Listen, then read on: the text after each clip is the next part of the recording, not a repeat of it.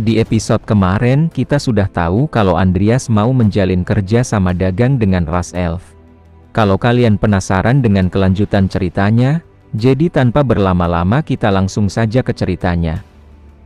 Kita dilihatkan dengan Echa yang sudah berada di dalam pohon dunia.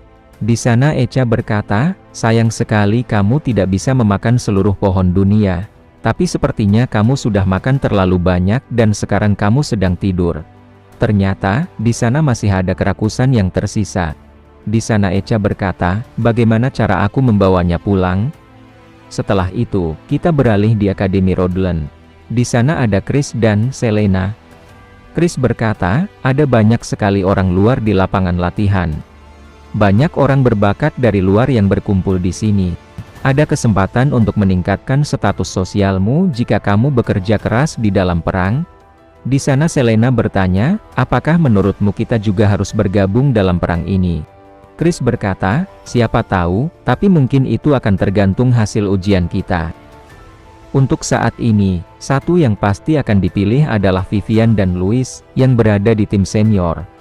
Setelah itu, dengan tiba-tiba ada yang datang bertanya pada Chris, apakah kamu kenal Andreas?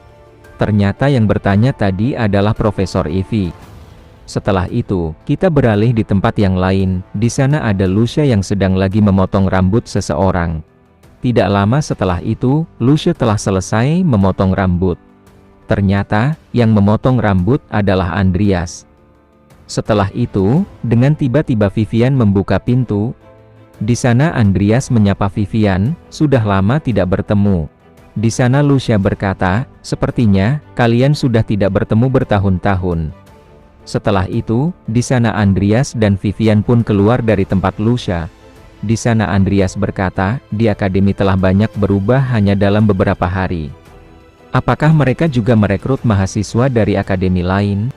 Setelah itu, di sana Andreas bergumam, apakah Kaisar dia berencana untuk menggunakan para siswa sebagai korban serangannya?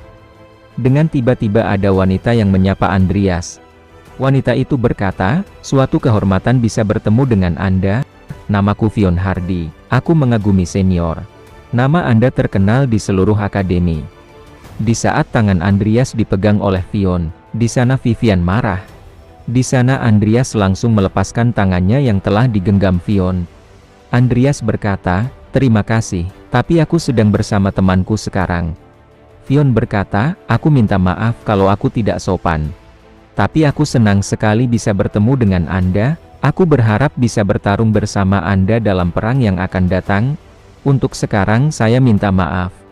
Setelah itu, Fion pun pergi dari tempat tersebut. Setelah itu, dengan tiba-tiba ada sebuah pengumuman. Untuk semua murid terpilih sebagai tentara, segera mendekat di aula besar. Sebagai penghargaan atas menjadi prajurit, seorang tamu terhormat telah tiba untuk memberi pujian atas pencapaian kalian. Bersiaplah untuk kedatangan yang mulia Raja, Sang Kaisar. Setelah itu, Kaisar pun tiba di tempat tersebut. Di sana Andreas terkejut setelah melihat Kaisar. Kaisar di sana memberi sambutan. Para murid dari kerajaan Rodlan, saya tidak bisa menahan haru melihat para sosok yang gagah perkasa berkumpul di sini. Anda adalah pembawa masa depan yang terpilih. Di sisi Andreas dia merasa kesal.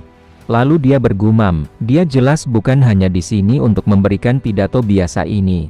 Apa yang sedang dia rencanakan?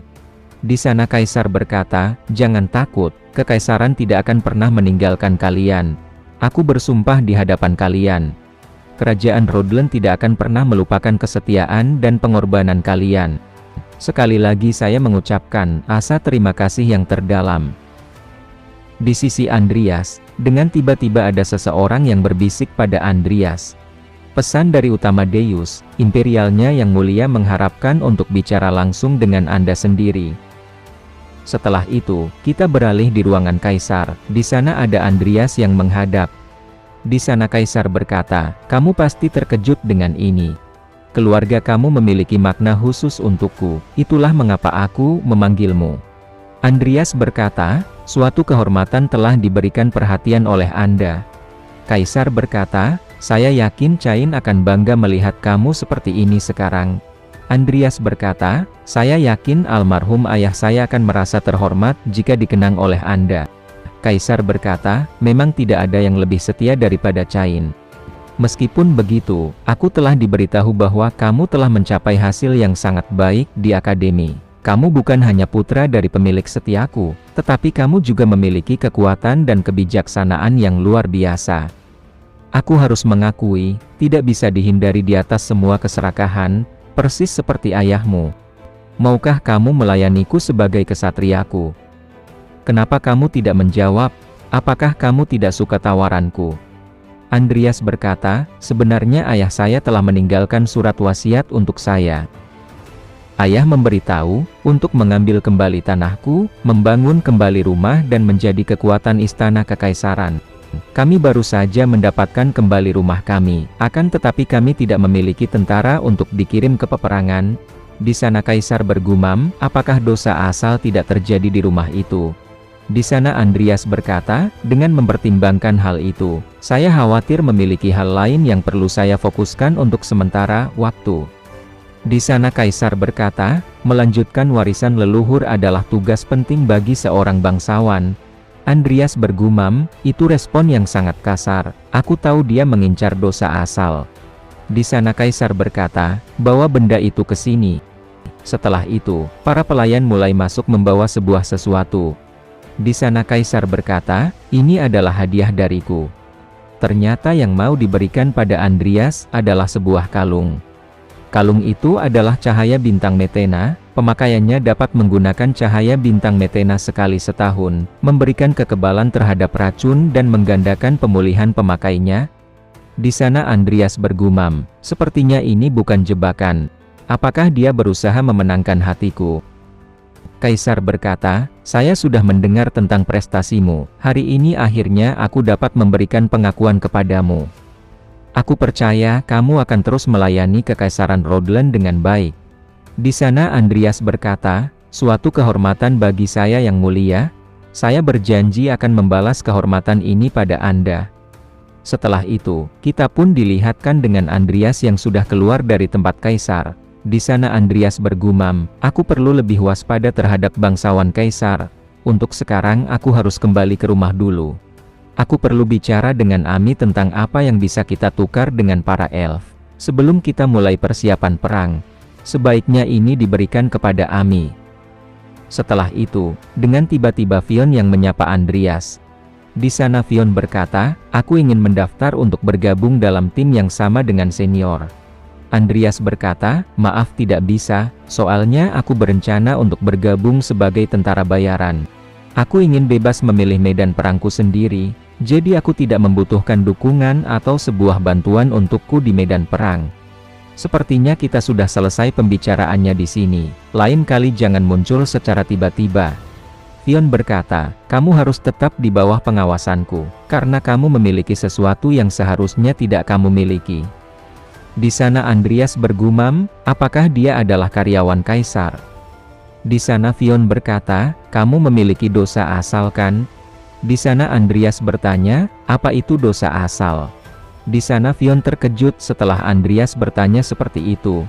Lalu Fionn berkata, tidak perlu berpura-pura bodoh, karena aku sudah memiliki faktanya.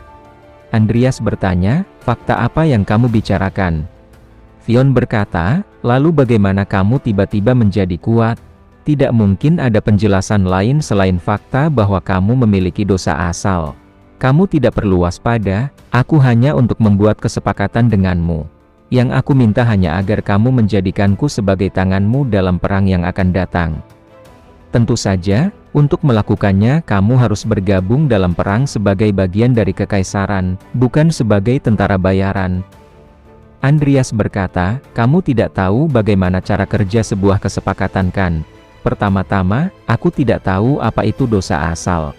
Kedua, kamu belum menunjukkan padaku apakah kamu kompeten sebagai pemain. Ketiga, aku baik-baik saja sendiri. Di saat Andreas mau pergi, dengan tiba-tiba Fionn menghalangi Andreas. Lalu dia berkata, tunggu sebentar, mohon dengarkan semua yang akan aku katakan. Jika kamu menolak, sesuatu yang mengerikan akan terjadi. Apakah kamu menginginkan itu? Andreas berkata, kamu bertindak seolah-olah ada yang mengancam dirimu. Ceritamu tidak masuk akal, dan kamu terdengar seperti terburu-buru. Fionn berkata, tidak ada yang seperti itu, bukankah kamu yang terburu-buru? Andreas berkata, baiklah, jika aku salah, maka itu bagus. Di sana Fionn berkata, baiklah, jika kamu memberikan aku tanganmu, aku akan merahasiakannya dari Kaisar, fakta bahwa kamu adalah penyihir hitam. Andreas berkata, tanpa bukti apapun, kamu menuduhku sebagai penyihir hitam. Yang pertama kali terbunuh dalam pertempuran selalu tangan, kamu tahu kan? Ini baru sebuah ancaman. Kita sudahi saja bicaranya. Setelah itu Andreas bergumam, aku tidak tahu sama sekali, apakah dia bekerja untuk Kaisar atau yang lain. Tapi bagaimanapun juga aku tidak punya waktu untuk mengurus keduanya. Aku harus fokus pada persiapan untuk perang yang akan datang. Di saat Andreas mau pergi, di sisi yang lain ada seseorang yang sedang mengintip Andreas. Ternyata, yang mengintip itu adalah Profesor Ivy. Apa yang sedang dilakukan oleh Profesor Ivy? Kenapa dia mencari Andreas? Apakah Profesor Ivy mempunyai maksud tertentu pada Andreas? Kalau kalian penasaran dengan apa yang akan terjadi selanjutnya, jadi jangan lewatkan di episode yang selanjutnya.